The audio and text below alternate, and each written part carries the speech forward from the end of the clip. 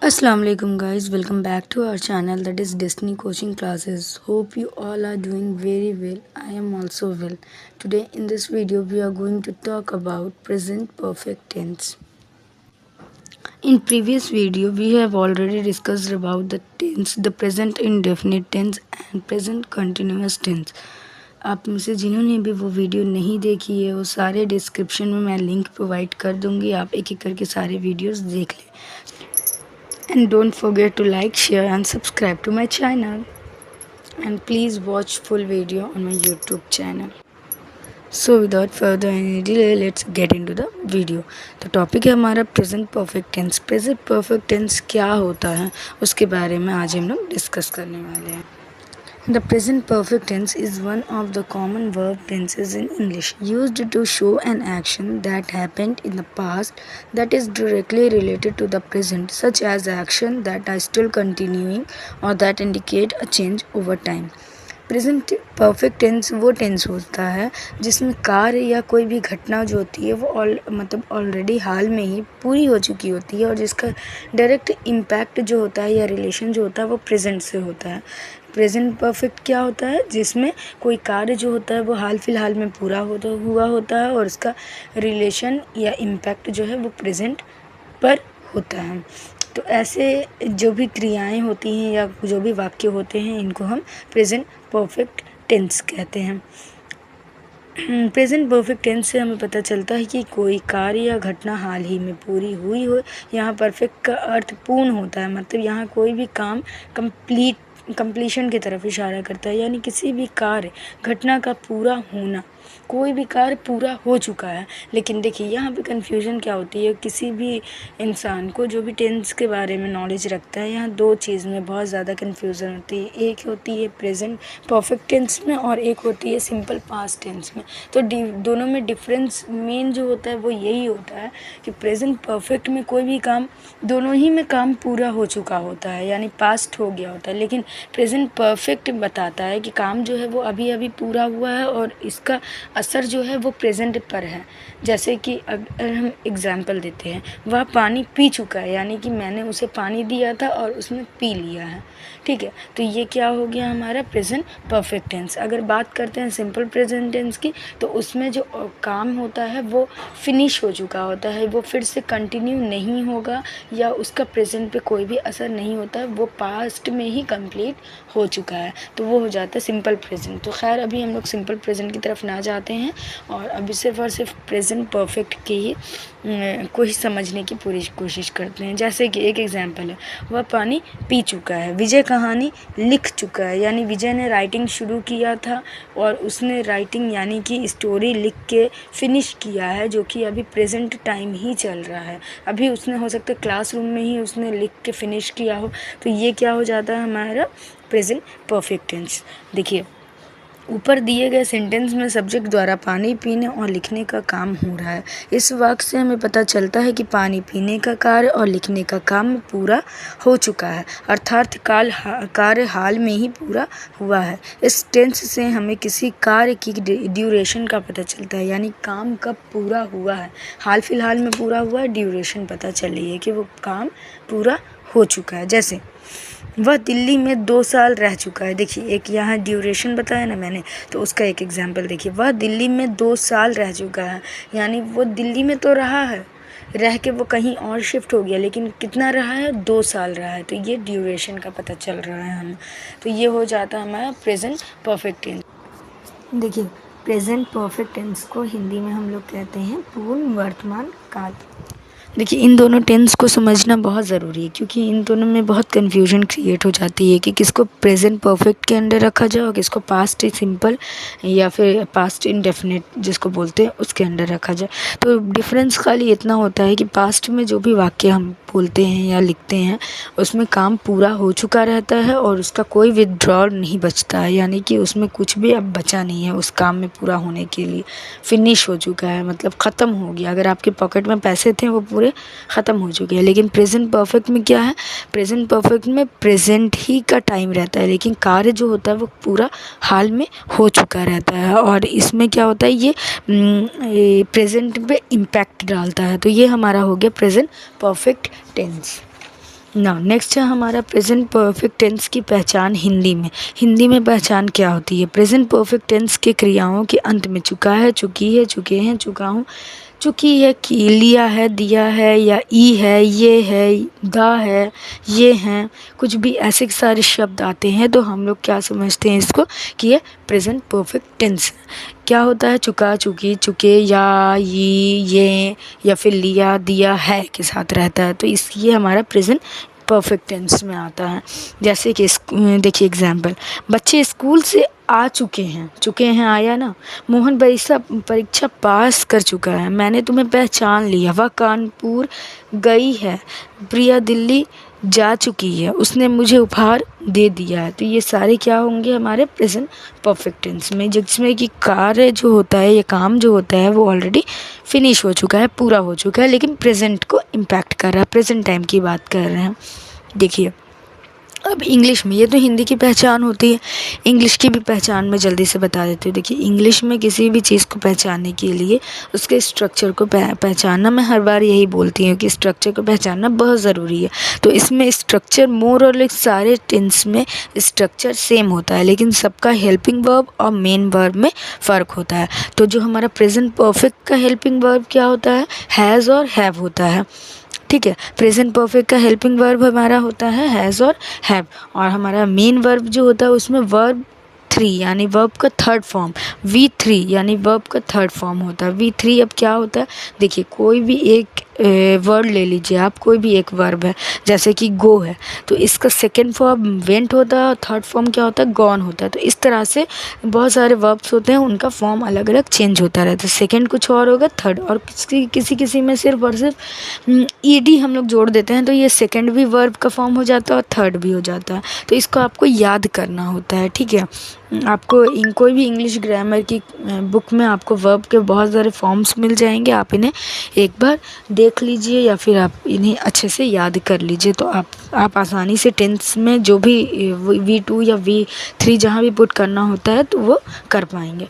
तो हमारा क्या होता है कि इसमें प्रेजेंट परफेक्ट टेंस की हेल्पिंग वर्ब यानी सहायक क्रिया हैज़ और हैव होती है, और मेन वर्ब में हम V3 यानी वर्ब का थर्ड फॉर्म का इस्तेमाल करते हैं। देखिए example, children have come from school. Children जो है वो एक, इसमें बात करते हैं कि हेल्पिंग वर्ब जो होता है हैज़ और हैव जो होता है वो कहाँ कहाँ लगता है, तो उसके लिए हम लोग बात करते हैं। चिल्ड्रन हैव जो है हमारा हेल्पिंग वर्ब है, और कम का देखिए सेकंड फॉर्म होता है केम, और थर्ड फॉर्म क्या हो जाता है? कम ही होता है। कम, केम, कम, वर्ब का फर्स्ट फॉर्म कम, सेकंड केम और थर्ड फॉर्म कम हो जाता है। तो ये हो गया हमारे children have come from school. Mohan has qualified the examination. ये जो ऊपर मैंने एग्जाम्पल दिया था ना, उसी को ट्रांसलेट किया है। ठीक है, तो क्वालिफाई तो वर्ब का फर्स्ट फॉर्म होता है, और थर्ड फॉर्म लगाने के लिए हम लोग क्या करते हैं? ईडी जोड़ देते हैं, IED जोड़ते हैं, वाई को हटा के IED जोड़ते हैं, तो क्वालिफाइड हो जाएगा। नाउ नेक्स्ट है आई हैव रिकॉग्नाइज्ड इट। तो आई के साथ हमेशा हैव लगता है, ये याद रख लीजिए। अब देखिए नेक्स्ट एग्जाम्पल है she has reached Kanpur, he has given me a gift. तो ये सारे हमारे एग्जाम्पल हुए हैं। अब देखते हैं, हम लोग बात करते हैं कि हैज़ का इस्तेमाल कहाँ करते हैं और हैव का इस्तेमाल कहाँ करते हैं। देखिए पहले ये समझना ज़रूरी कि हैज़ कहाँ पे लगाते हैं और हैव कहाँ लगाते हैं। तो देखिए हैज़ का क्या यूज़ है? सिंगुलर सब्जेक्ट या सिंगुलर नाउन या प्रोनाउन, कोई भी सिंगुलर सब्जेक्ट होगा, सिंगुलर नाउन या प्रोनाउन होगा, जैसे कि ही हो गया, शी हो गया, इट हो गया, या कोई भी तरह का नाम हो गया, तो उसके साथ हम लोग हेल्पिंग वर्ब हैज़ का इस्तेमाल करते हैं, हैज़ का प्रयोग करते हैं। जैसे ही हैज़ हेल्प मी, क्या हो गया? ही हमारा क्या है? एक सिंगुलर प्रोनाउन है। He has, Meena has, she has, it has, the boy has, the driver has, ये सब क्या है? सिंगुलर सब्जेक्ट या सिंगुलर नाउन या प्रोनाउन है। ठीक है, तो ये हो जाता है जब भी कोई सिंगुलर हम देखेंगे तो सिंगुलर के साथ हमेशा हैज़ का इस्तेमाल करते हैं, और हैव का इस्तेमाल कहाँ करते हैं? इसके अपोजिट, यानी कि कोई भी प्लूरल सब्जेक्ट, प्लूरल नाउन या प्रोनाउन होता है, जैसे कि आई हो गया, वी हो गया, यू हो गया, दे हो गया, या कोई भी एक से ज़्यादा संख्या की बात करेंगे, एक से ज़्यादा लोगों की बात करेंगे, तो वहाँ पर हम क्या करेंगे? हेल्पिंग वर्ब हैव का इस्तेमाल करेंगे। जैसे we have, I have, the men. अब यहाँ पे देखिए मैन जो होता है वो होता है सिंगुलर, लेकिन मेन MEN जो होता है मेन, यहाँ ये क्या हो जाता है, प्लूरल हो जाता है। तो ये प्लूरल है, इसके साथ हैव का इस्तेमाल करेंगे। दे के साथ हैव, यू के साथ हैव, द गर्ल्स के साथ हैव। ये सारे जितने भी प्लूरल सब्जेक्ट या प्लूरल नाउन या प्रोनाउन होते हैं उनके साथ हम हैव का इस्तेमाल करते हैं। तो ये क्लियर हो गया हमारा कि हैज़ और हैव को कहाँ इस्तेमाल करते हैं, किसके साथ इस्तेमाल करते हैं। तो अभी तक हम लोगों ने क्या क्या पढ़ा कि प्रेजेंट परफेक्ट टेंस क्या होता है, इसकी पहचान हिंदी में क्या होती है, इंग्लिश में इसको कैसे कैसे पहचाने, और हमारा प्रेजेंट परफेक्ट टेंस में जो हेल्पिंग वर्ब होता है हैज़ और हैव, हैज़ का इस्तेमाल कहाँ पे होता है और हैव का इस्तेमाल कहाँ पे होता है। नाउ नेक्स्ट है हमारा जितना भी सेंटेंस स्ट्रक्चर होता है प्रेजेंट परफेक्ट टेंस का, यानी 4 तरह के सेंटेंस होते हैं, अफर्मेटिव, निगेटिव, इंट्रोगेटिव और इंट्रोगेटिव निगेटिव। तो इन सेंटेंस स्ट्रक्चर की बात करते हैं। तो देखिए पहला हमारा होता है affirmative sentence structure of PPT। PPT क्या है, प्रेजेंट परफेक्ट टेंस। अफर्मेटिव यानी कोई भी सकारात्मक वाक्य होता है तो उसका सेंटेंस स्ट्रक्चर किस तरह से बनता है। तो सबसे पहले कोई भी सेंटेंस में हम सब्जेक्ट लिखते हैं तो हम लोग क्या करेंगे, पहले सब्जेक्ट लिखेंगे, सब्जेक्ट के बाद हेल्पिंग वर्ब। हेल्पिंग वर्ब हमारा प्रेजेंट परफेक्ट का क्या होता है, हैज़ या हैव होता है, ठीक। उसके बाद हम वर्ब का थर्ड फॉर्म करते हैं। वर्ब का थर्ड फॉर्म आप लोगों को मैं एक PDF शेयर करूँगी, उसमें बहुत सारे आपको वर्ब के थर्ड फॉर्म मिल जाएंगे, तो आप लोग उससे भी देख सकते हैं, उसे भी याद कर सकते हैं। उसके बाद हमारा ऑब्जेक्ट आता है एंड नेक्स्ट आता है हमारा जो कि अदर वर्ड, मतलब जितने भी वर्ड्स हैं जो कि ऑब्जेक्ट के बाद रखने वाले हैं वो सारे हो जाते हैं।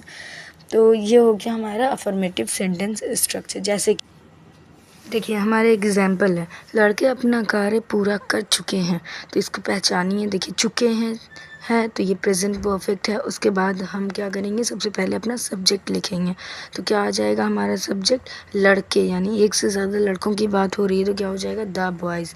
अगर लड़के प्लूरल हैं तो वहाँ पे क्या लगेगा, हमारा हैव लगता है, तो हैव हम लोग लिख देंगे, द बॉयज़ हैव। यहाँ तक हो गया। उसके बाद पूरा, पूरे की इंग्लिश होती है कंप्लीट, लेकिन हम लोगों को V3 लगाना है, यानी क्या करेंगे, वर्ब का थर्ड फॉर्म क्या हो जाता है, कंप्लीट का completed. The boys have completed, और अपना यानी द बॉयज़ के हिसाब से दे के हिसाब से देयर हो जाएगा, तो क्या हो जाएगा, द बॉयज़ एक प्लूरल है तो उसके हिसाब से हमारा प्रोनाउन यहाँ पे क्या हो जाएगा, पॉजेसिव प्रोनाउन देयर वर्क हो जाएगा, the boys have completed their work. तो ये हो गया हमारा। चलिए एक एग्जाम्पल और देख लेते हैं। हम अपना घर सजा चुके हैं। हम की इंग्लिश होती है वी के साथ हमेशा हैव लगेगा, क्यों, क्योंकि ये प्लूरल सब्जेक्ट है या फिर प्लूरल प्रोनाउन है।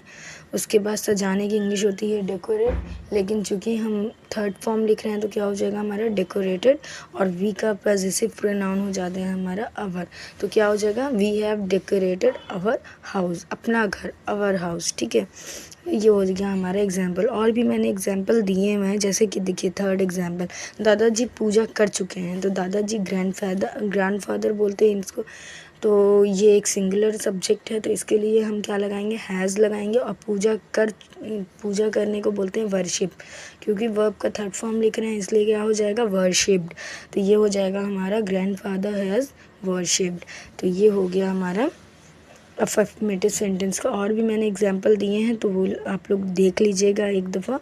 अब बढ़ते हैं हम लोग अपने नेक्स्ट सेंटेंस की तरफ, जो कि है निगेटिव सेंटेंस स्ट्रक्चर। तो निगेटिव में मैंने ऑलरेडी आप लोगों को बताया है कि जो नॉट की जगह रहती है, प्लेस रहती है, वो फिक्स रहती है, जो कि थर्ड प्लेस पे आता है नॉट। तो सेम सब कुछ रहेगा, जैसे कि सब्जेक्ट आता है पहले वैसे ही आएगा, उसके बाद हैज़ या हैव का इस्तेमाल करते हैं, उसके बाद हम लोग नॉट लिखते हैं, और फिर V3 यानी वर्ब का थर्ड फॉर्म लिखते हैं, फिर ऑब्जेक्ट लिखते हैं, और जितना रेस्ट ऑफ द सेंटेंस जो भी होते हैं ऑब्जेक्ट के बाद वो लिख देते हैं। तो ये हो जाता है हमारा निगेटिव सेंटेंस स्ट्रक्चर। जैसे कि एग्जाम्पल है, बस अभी नहीं आई है, अभी की इंग्लिश होती है ये, ठीक है, ये समझ लीजिए आप लोग। तो बस के लिए हम लोग आर्टिकल द लगाएंगे, द बस एक सिंगुलर सब्जेक्ट है तो उसके बारे में बात हो रही है, तो हम लोग हैज़ लगाएंगे, और हैज़ के जस्ट बाद में हम लोग नॉट लिख देंगे, क्योंकि हमें थर्ड प्लेस पे नॉट को प्लेस करना। तो ये हो गया हमारा द बस हैज़ नॉट। और आने की इंग्लिश होती है कम। मैंने इससे भी पहले बताया कि कम का जो थर्ड फॉर्म होता है वर्ब का वो कम ही होता है, कम केम कम, तो कम ही यहाँ पे होगा। और येट इसलिए लगाया गया है क्योंकि अभी की इंग्लिश येट होती है। तो ये पूरा हमारा सेंटेंस जो बना वो इस तरह से, the bus has not come yet. Now next देखिए, इसी में से एक एग्जांपल और देख लेते हैं। जैसे कि धोबी ने कपड़ों को नहीं धोया है, तो धोबी को बोलते हैं द वॉशरमैन। धोबी को क्या बोलेंगे? वॉशरमैन बोलते हैं, तो द वॉशरमैन। और एक इंसान की बात हो रही है तो क्या लिखेंगे? हैज़ के जस्ट बाद में हमारा नॉट आ जाएगा। और धोने की इंग्लिश होता है वॉश, लेकिन वर्ब का थर्ड फॉर्म है तो क्या करेंगे? वॉश्ड। और उसके बाद कपड़े की बात हो रही है तो क्या करेंगे? हमारा ऑब्जेक्ट द क्लॉथ्स। तो हमारा सेंटेंस बनेगा the washerman has not washed the clothes. तो ये हो गया हमारा नेगेटिव सेंटेंस स्ट्रक्चर। मैंने बीच में भी बहुत सारे एग्जांपल दिए हैं, मैंने एक्सप्लेन नहीं किया है क्योंकि वीडियो की जो लेंथ है बहुत ज़्यादा हो जाती है, इसीलिए मैंने इसे एक्सप्लेन नहीं किया है। तो चलिए आप लोग देख लीजिएगा। नेक्स्ट है हमारा इंट्रोगेटिव सेंटेंस। जैसा कि मैंने इंट्रोगेटिव सेंटेंस में बताया कि दो तरह के इंट्रोगेटिव सेंटेंस होते हैं। प्रश्न दो तरह से पूछे जाते हैं।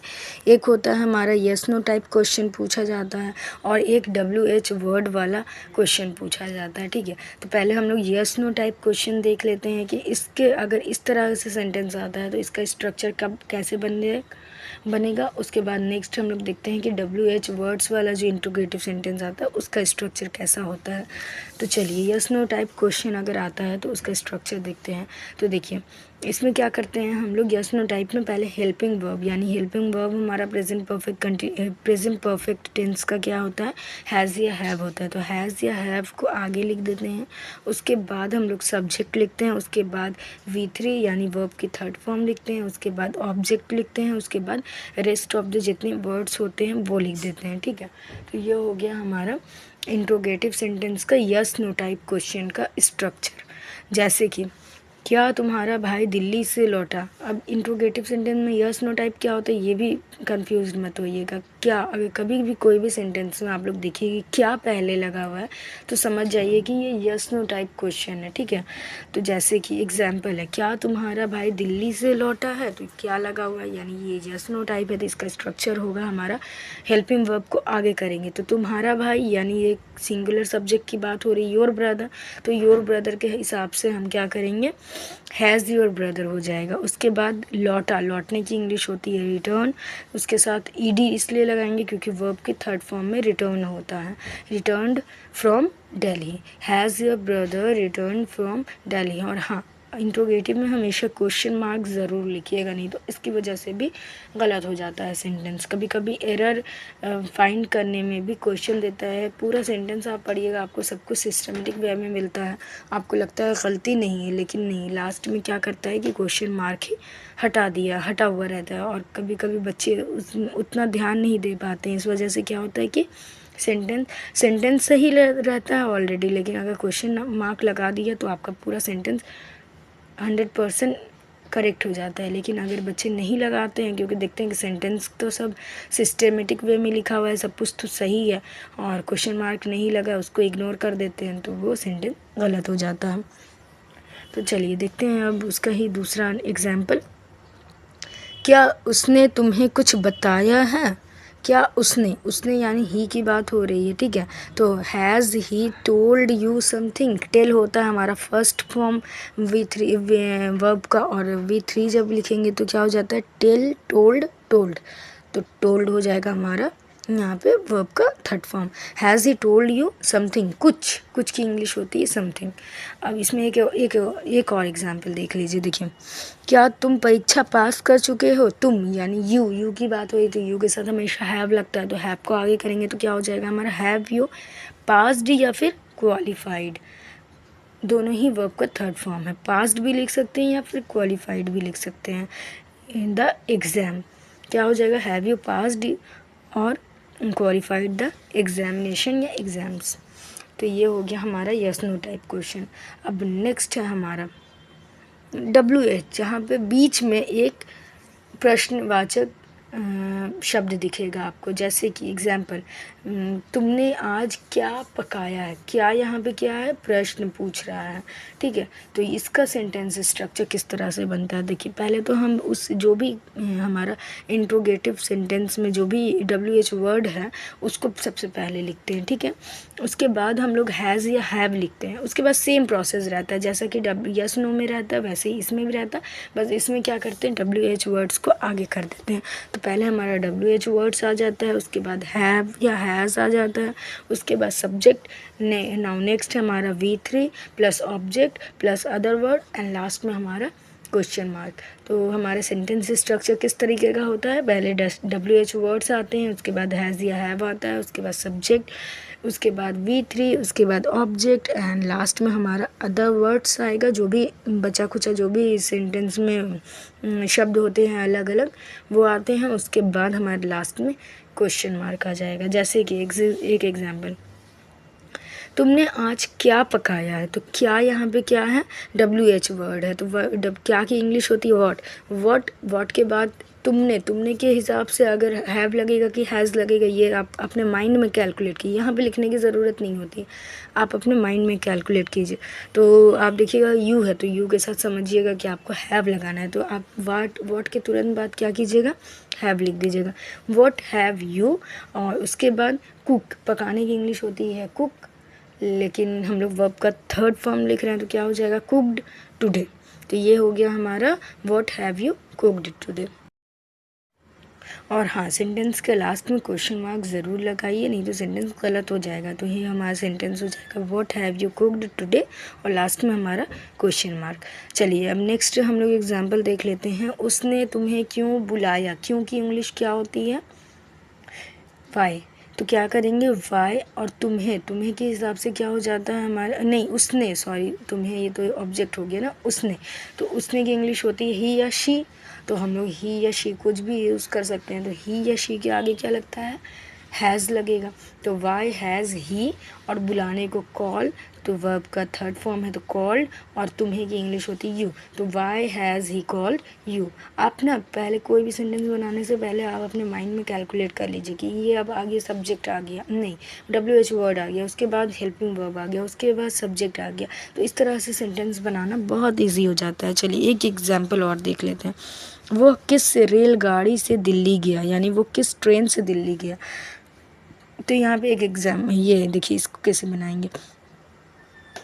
किसके लिए आप लोग जानते हैं कि विच का इस्तेमाल करेंगे, लेकिन क्या किस रेलगाड़ी से के द्वारा गया, तो के द्वारा के लिए हम लोग हमेशा बाई लगाते हैं। तो क्या हो जाएगा, बाई विच ट्रेन। ये तीनों चीज़ एक में रहेगा, ठीक। उसके बाद बाई विच ट्रेन, किस रेलगाड़ी से, ये पूरी इंग्लिश हो गई इसकी, बाई विच ट्रेन।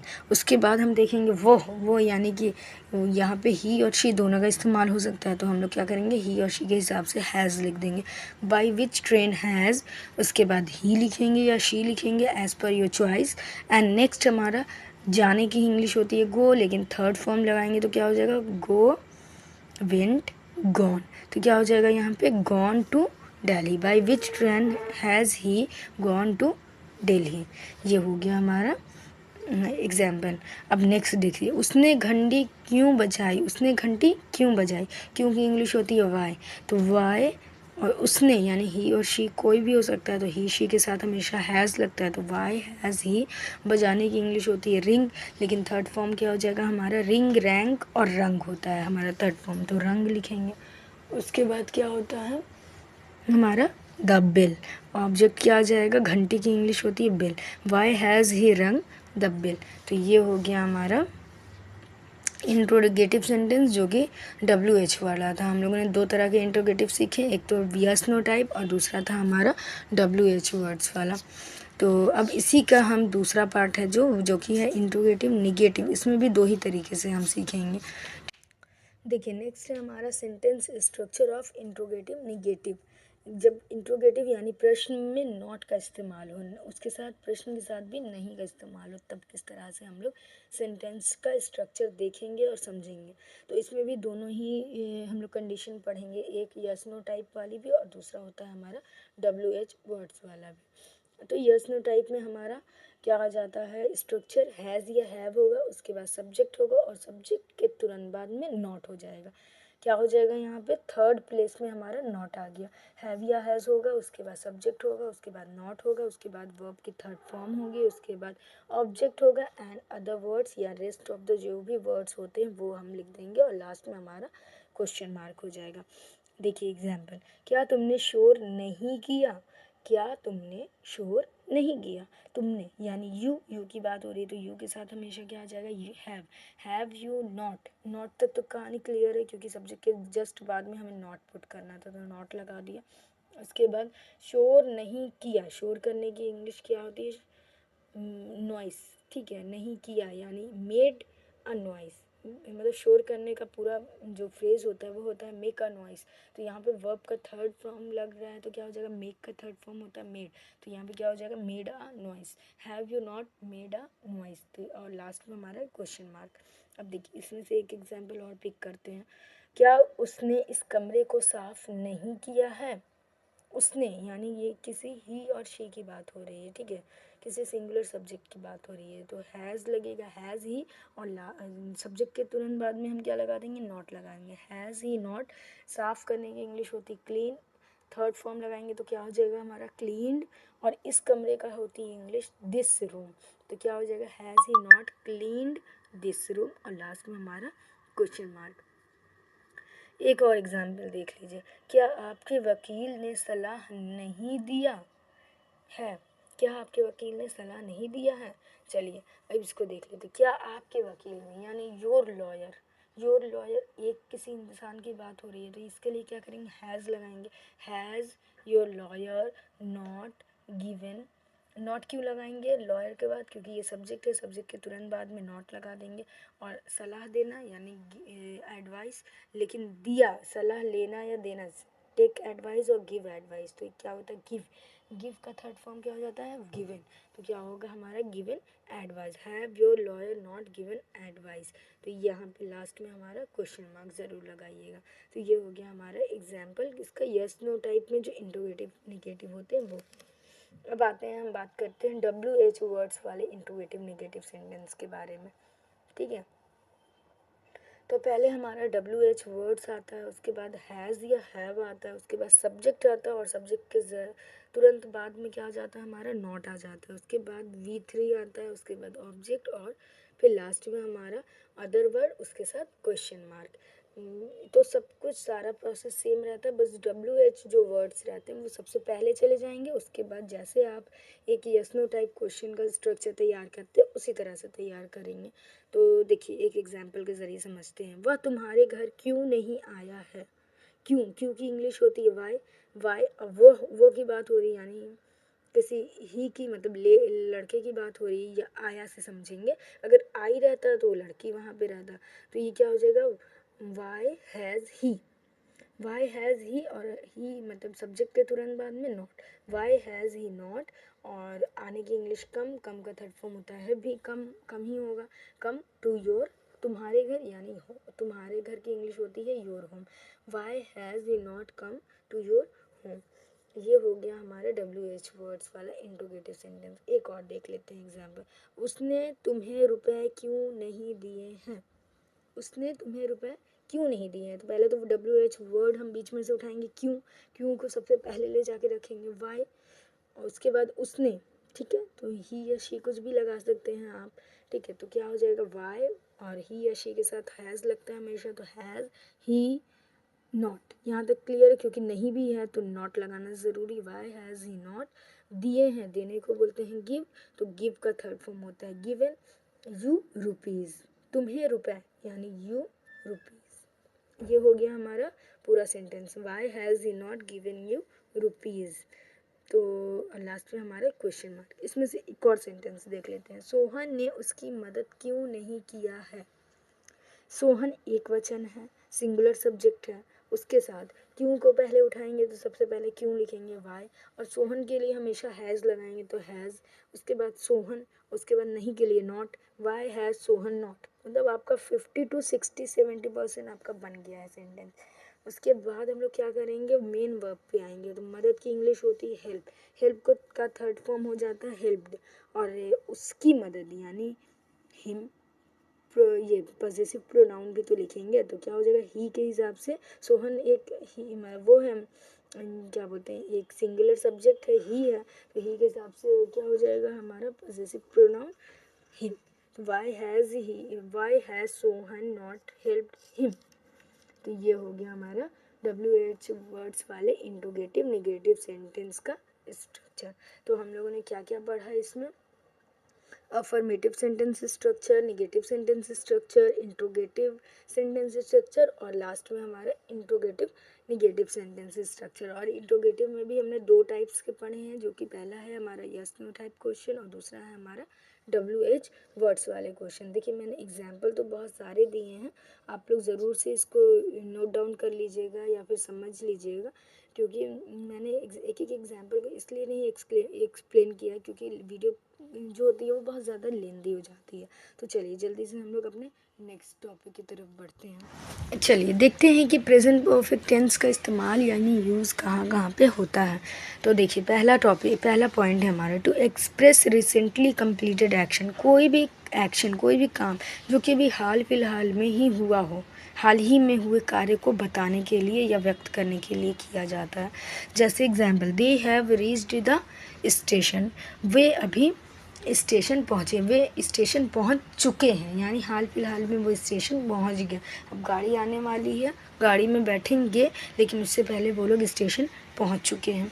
ठीक है, नेक्स्ट है हमारा, to express effect result of the past action. किसी भी पास्ट एक्शन का रिजल्ट, जो भूतकाल में हुए कोई भी कार्य होते हैं, उसका प्रभाव क्या होता है वर्तमान में। अगेन फर्स्ट एकदम जब पढ़ाया था मैंने आप लोगों को प्रेजेंट परफेक्ट की डेफिनेशन, उसमें भी यही बताया था कि उसका इम्पैक्ट जो होता है, पास्ट के एक्शन का इम्पैक्ट क्या होता है, प्रेजेंट पे पड़ता है। तो वहाँ ऐसे सेंटेंस में हम प्रेजेंट परफेक्ट टेंस का इस्तेमाल करते हैं। ठीक है, प्रेजेंट परफेक्ट टेंस का प्रयोग इन कार्यों के लिए होता है जो कि भूतकाल में हुए हैं और उनका प्रभाव वर्तमान में हो। जैसे दे हैव टेकन टी, वे चाय पी चुके हैं। ठीक है, अभी मॉर्निंग टू इवनिंग के बीच में वो चाय पी चुके हैं, अभी प्रेजेंट टाइम ख़त्म नहीं हुआ है, लेकिन वो अपनी चाय पी चुके हैं। तो ये हो जाता है हमारा कि पास्ट में कोई चीज़ किया और उसका प्रभाव प्रेजेंट में दिख रहा है। ठीक है, तो ये हो जाता है हमारा 2 चीज़।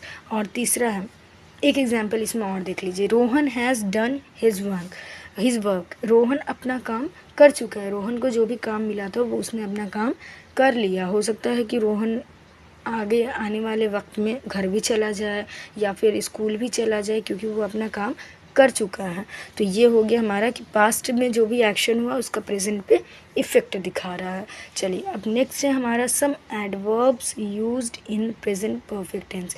प्रेजेंट परफेक्ट टेंस में हम कभी कभी कोई एडवर्ब यूज़ करते हैं, उसके साथ भी हमारा ये मतलब प्रेजेंट परफेक्ट टेंस इस्तेमाल होता है। जैसे कभी, एवर, एक एग्जाम्पल हम लोग इसका भी देखेंगे, कभी नहीं, नेवर, अभी तक, येट, अक्सर, ऑफन, हमेशा, ऑलवेज, हाल ही में, रिसेंटली, पहले ही, ऑलरेडी, पहले, बिफोर, अनेक बार, सेवरल टाइम, अभी तक, जस्ट, तुरंत, जस्ट, लगभग, ऑलमोस्ट।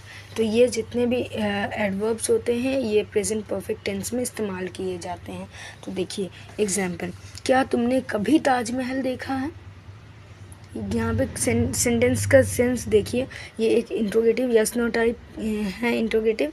इसमें देखिए, क्या तुमने कभी ताजमहल देखा है, हैव यू एवर, यानी कभी देखा है, have you ever seen the Taj Mahal.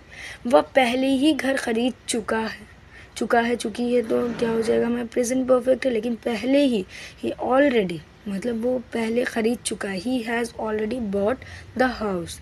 गाड़ी अभी तुरंत छूटी है, the train has just started, just क्यों, तुरंत के लिए। वह लगभग अपना कार्य समाप्त कर चुकी है, she has almost done her homework. मैंने हाल ही में फिल्म देखी है, I have recently watched the movie. हाल ही में की इंग्लिश क्या होती है, रिसेंटली। ठीक है, एक चीज़ और मैं बता रहा, हाँ लास्ट में देखिए एग्जाम्पल, उसने कभी झूठ नहीं बोला, he has never told a lie. यहाँ पे देखिए नॉट का इस्तेमाल क्यों नहीं किया गया, क्योंकि नेवर जो वर्ड यूज़ किए गए हैं उसमें सेंस आ जा रहा है नॉट का, इसीलिए कभी नहीं कभी नहीं के लिए ही नेवर लगा है, इसीलिए यहाँ पे हैज़ नॉट नेवर नहीं होगा।